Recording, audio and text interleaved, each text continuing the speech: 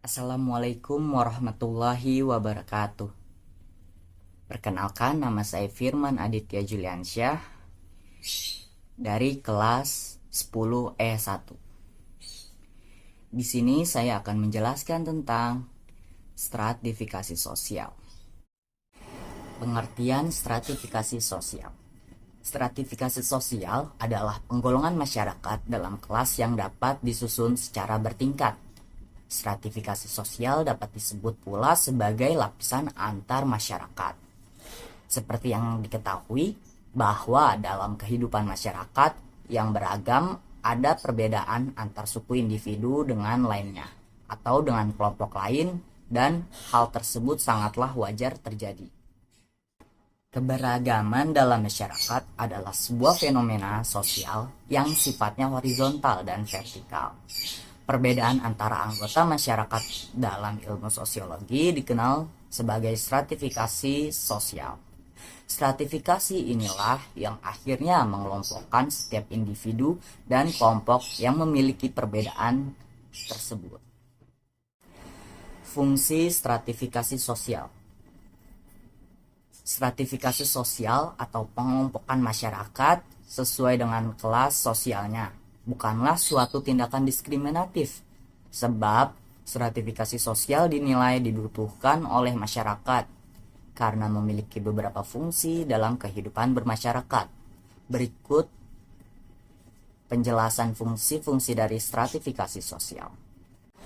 Fungsi yang pertama ada distribusi hak istimewa yang sifatnya objektif. Yang dimaksud dari distribusi hak istimewa yang objektif termasuk dalam menentukan tingkat kekayaan, penghasilan, keselamatan, serta kewenangan pada jabatan maupun kedudukan seseorang.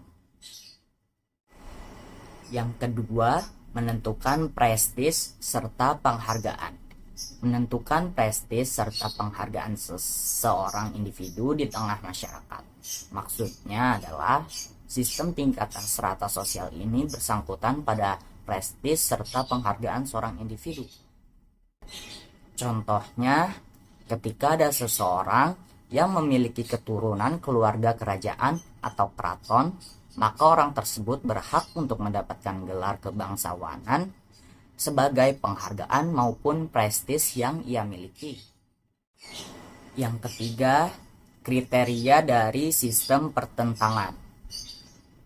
Kriteria sistem pertentangan tersebut dapat diperoleh dengan kualitas pribadi, kerabat tertentu, keanggotaan kelompok, wewenang, maupun kekuasaan. Yang keempat, menentukan simbol status maupun kedudukan seseorang.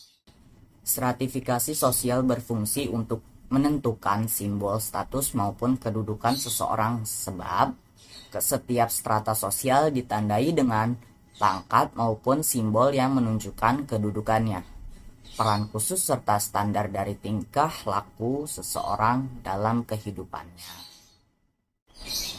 Salah satu contohnya adalah tingkah laku dan cara berpakaian setiap individu yang berasal dari strata sosial yang berbeda. Maka cara berpakaiannya pun berbeda. Sebab tingkah laku dan cara berpakaian seseorang yang berasal dari kalangan borjuis pasti akan berbeda dengan masyarakat dengan tingkat sosial yang lain. Fungsi yang kelima ada alat solidaritas antar individu atau antar kelompok. Fungsi keenam dari stratifikasi sosial adalah sebagai pemersatu bangsa yang dapat mengkoordinasikan serta mengharmonisasikan setiap unit yang ada dalam struktur sosial tersebut. Faktor-faktor terbentuknya stratifikasi sosial.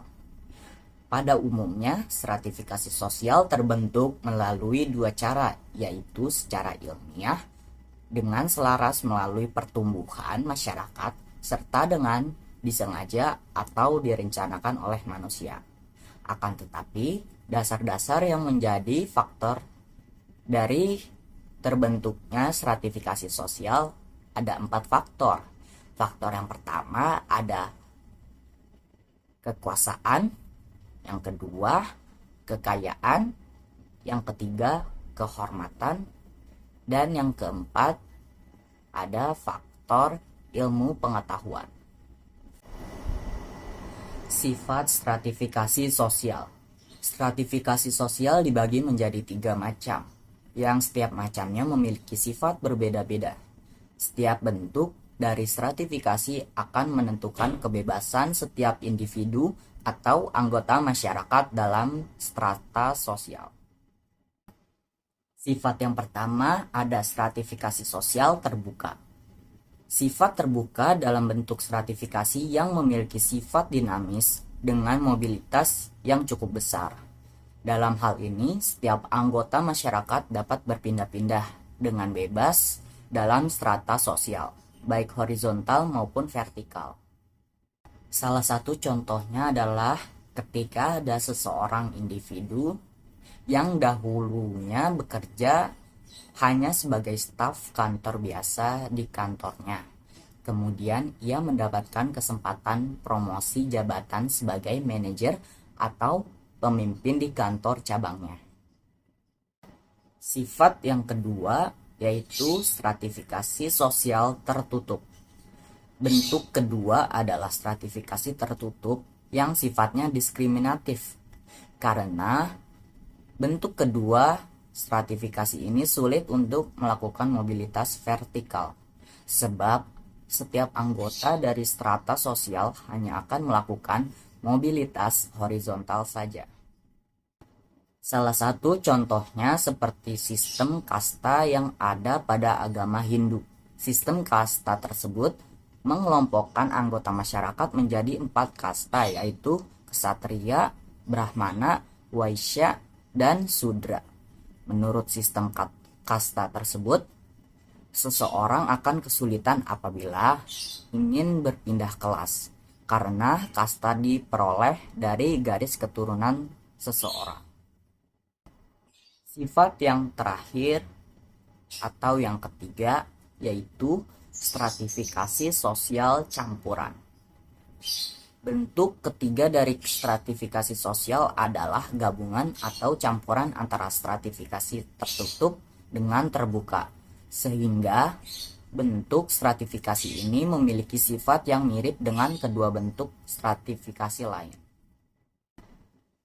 Seorang individu dapat berpindah ke lapisan atau tingkat sosial yang lain dengan cara pindah ke daerah yang lapisan sosialnya memiliki sifat terbuka.